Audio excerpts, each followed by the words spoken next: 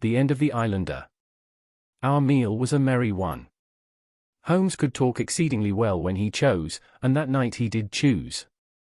He appeared to be in a state of nervous exaltation. I have never known him so brilliant. He spoke on a quick succession of subjects, on miracle plays, on medieval pottery, on Stradivarius violins, on the Buddhism of Ceylon, and on the warships of the future, handling each as though he had made a special study of it. His bright humor marked the reaction from his black depression of the preceding days. Athelney Jones proved to be a sociable soul in his hours of relaxation, and faced his dinner with the air of a bon vivant. For myself, I felt elated at the thought that we were nearing the end of our task, and I caught something of Holmes's gaiety. None of us alluded during dinner to the cause which had brought us together. When the cloth was cleared, Holmes glanced at his watch and filled up 3 glasses with port. "One bumper," said he, "to the success of our little expedition. And now it is high time we were off. Have you a pistol, Watson? I have my old service revolver in my desk." "You had best take it, then. It is well to be prepared. I see that the cab is at the door. I ordered it for 6:30. It was a little past 7 before we reached the Westminster Wharf and found our launch awaiting us." Holmes eyed it critically. "Is there anything to mark it as a police boat?" "Yes, that green lamp at the side." "Then take it off." The small change was made, we stepped on board, and the ropes were cast off. Jones, Holmes, and I sat in the stern. There was one man at the rudder, one to tend the engines, and 2 burly police inspectors forward. "Where to?" asked Jones. "To the Tower. Tell them to stop opposite Jacobson's yard." Our craft was evidently a very fast one. We shot past the long lines of loaded barges as though they were stationary. Holmes smiled with satisfaction as we overhauled a river steamer and left her behind us. "We ought to be able to catch anything on the river," he said. "Well, hardly that. But there are not many launches to beat us. We shall have to catch the Aurora, and she has a name for being a clipper. I will tell you how the land lies, Watson. You recollect how annoyed I was at being balked by so small a thing?" "Yes." "Well, I gave my mind a thorough rest by plunging into a chemical analysis. One of our greatest statesmen has said that a change of work is the best rest. So it is. When I had succeeded in dissolving the hydrocarbon which I was at work at, I came back to our problem of the Sholtos, and thought the whole matter out again. My boys had been up the river and down the river without result. The launch was not at any landing stage or wharf, nor had it returned. Yet it could hardly have been scuttled to hide their traces, though that always remained as a possible hypothesis if all else failed. I knew this man Small had a certain degree of low cunning, but I did not think him capable of anything in the nature of delicate finesse.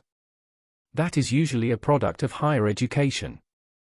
I then reflected that since he had certainly been in London some time, as we had evidence that he maintained a continual watch over Pondicherry Lodge, he could hardly leave at a moment's notice, but would need some little time, if it were only a day, to arrange his affairs. That was the balance of probability, at any rate. "It seems to me to be a little weak," said I. "It is more probable that he had arranged his affairs before ever he set out upon his expedition." "No, I hardly think so. This lair of his would be too valuable a retreat in case of need for him to give it up until he was sure that he could do without it." But a second consideration struck me. Jonathan Small must have felt that the peculiar appearance of his companion, however much he may have top-coated him, would give rise to gossip, and possibly be associated with this Norwood tragedy. He was quite sharp enough to see that. They had started from their headquarters under cover of darkness, and he would wish to get back before it was broad light. Now, it was past 3 o'clock, according to Mrs. Smith, when they got the boat. It would be quite bright, and people would be about in an hour or so. Therefore, I argued, they did not go very far. They paid Smith well to hold his tongue, reserved his launch for the final escape, and hurried to their lodgings with the treasure box. In a couple of nights, when they had time to see what view the papers took, and whether there was any suspicion, they would make their way under cover of darkness to some ship at Gravesend or in the Downs, where no doubt they had already arranged for passages to America or the colonies. But the launch? They could not have taken that to their lodgings. Quite so. I argued that the launch must be no great way off, in spite of its invisibility. I then put myself in the place of Small, and looked at it as a man of his capacity would.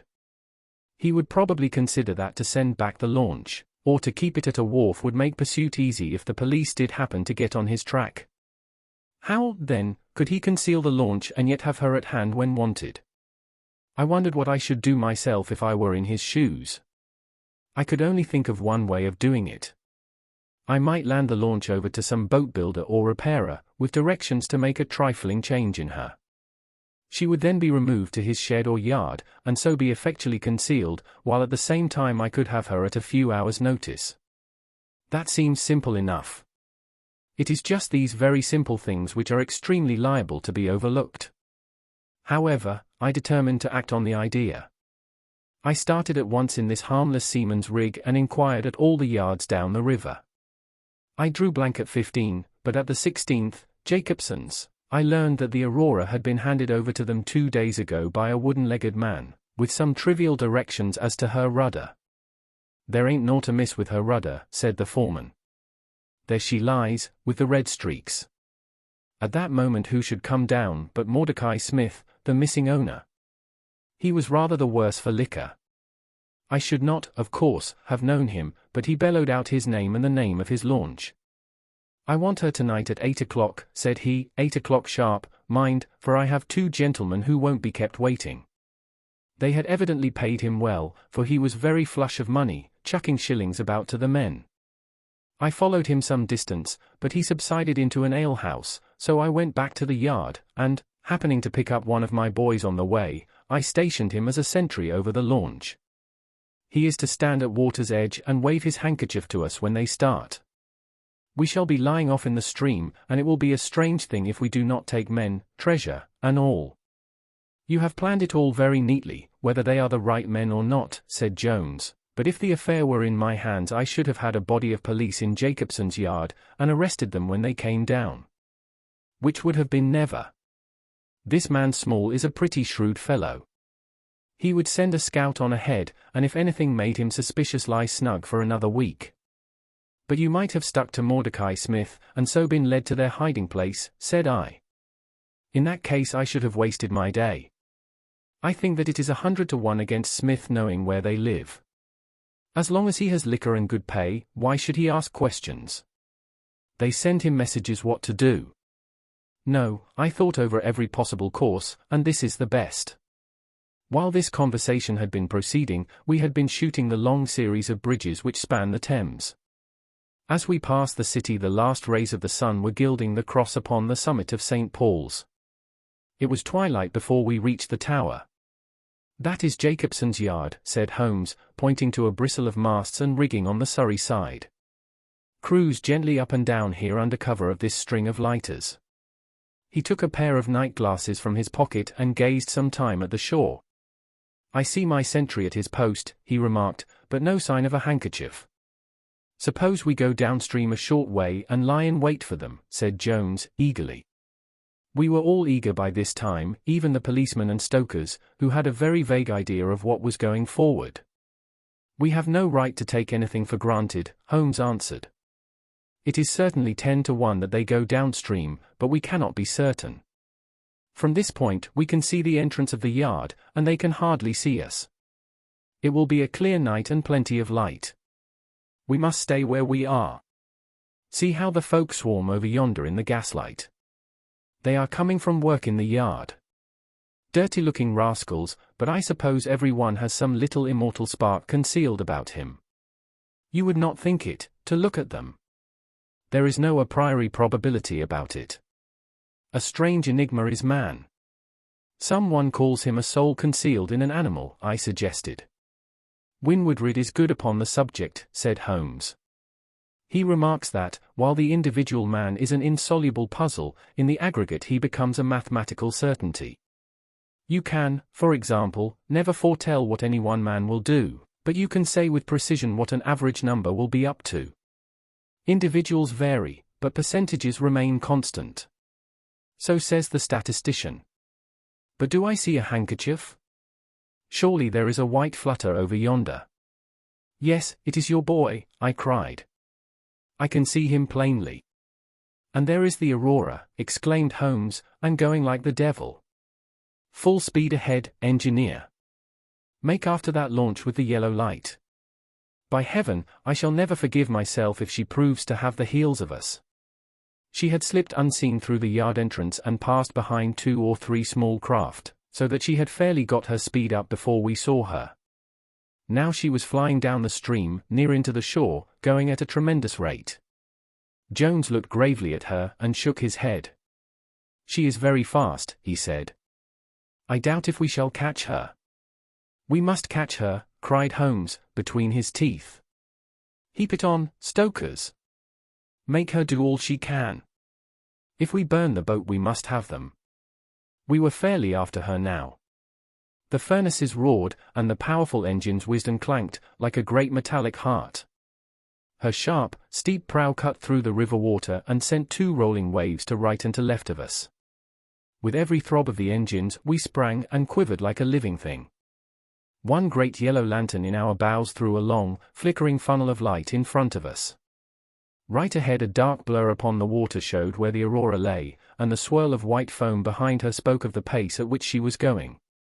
We flashed past barges, steamers, merchant vessels, in and out, behind this one and round the other. Voices hailed us out of the darkness, but still the Aurora thundered on, and still we followed close upon her track. Pile it on, men, pile it on, cried Holmes, looking down into the engine-room, while the fierce glow from below beat upon his eager, aquiline face. Get every pound of steam you can. I think we gain a little, said Jones, with his eyes on the Aurora. I am sure of it, said I, we shall be up with her in a very few minutes.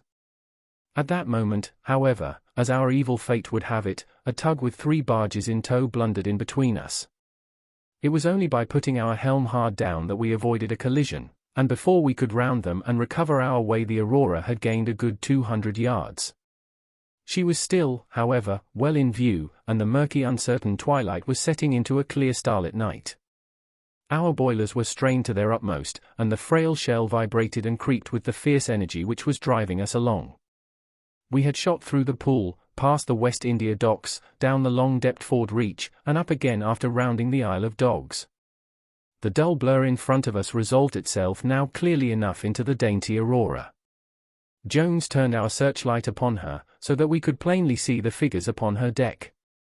One man sat by the stern, with something black between his knees over which he stooped. Beside him lay a dark mass which looked like a Newfoundland dog. The boy held the tiller, while against the red glare of the furnace I could see old Smith, stripped to the waist, and shoveling coals for dear life. They may have had some doubt at first as to whether we were really pursuing them, but now as we followed every winding and turning which they took there could no longer be any question about it.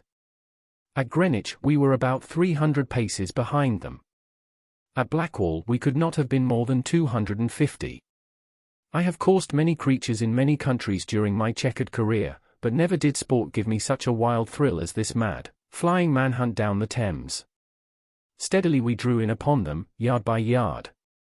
In the silence of the night we could hear the panting and clanking of their machinery.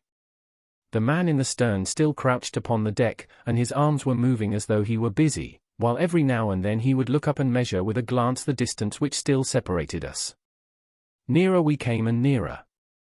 Jones yelled to them to stop. We were not more than 4 boats' lengths behind them, both boats flying at a tremendous pace.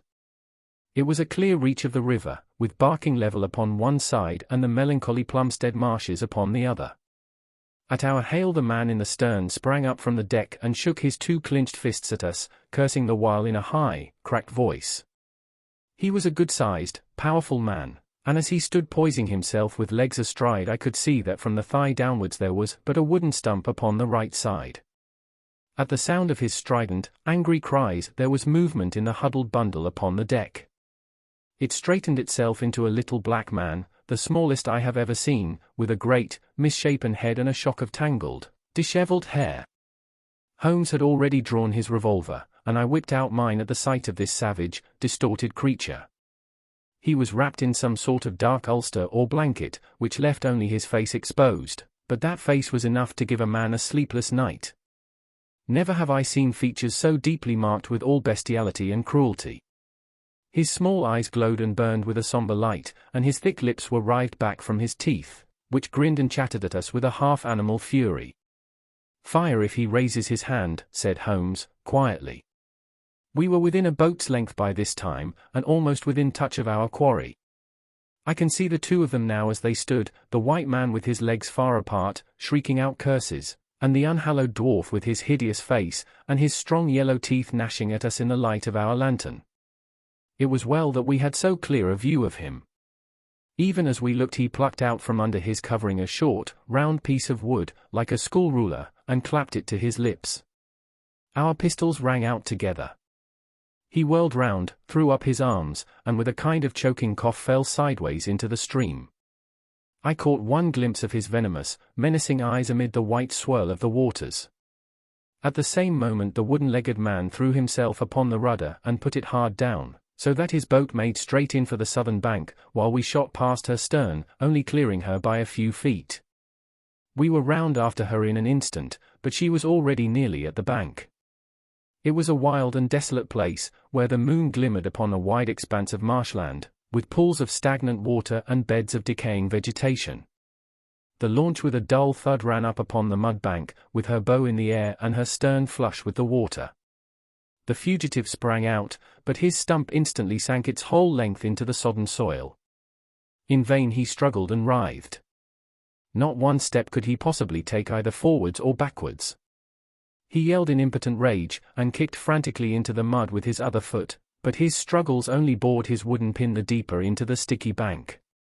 When we brought our launch alongside, he was so firmly anchored that it was only by throwing the end of a rope over his shoulders that we were able to haul him out, and to drag him, like some evil fish, over our side. The two Smiths, father and son, sat sullenly in their launch, but came aboard meekly enough when commanded. The Aurora herself we hauled off and made fast to our stern. A solid iron chest of Indian workmanship stood upon the deck. This, there could be no question, was the same that had contained the Iloman treasure of the Sholtos.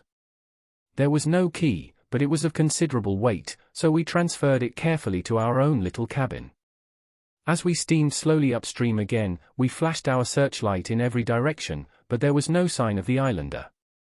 Somewhere in the dark ooze at the bottom of the Thames lie the bones of that strange visitor to our shores. "See here," said Holmes, pointing to the wooden hatchway. We were hardly quick enough with our pistols. There, sure enough, just behind where we had been standing, stuck one of those murderous darts which we knew so well. It must have whizzed between us at the instant that we fired.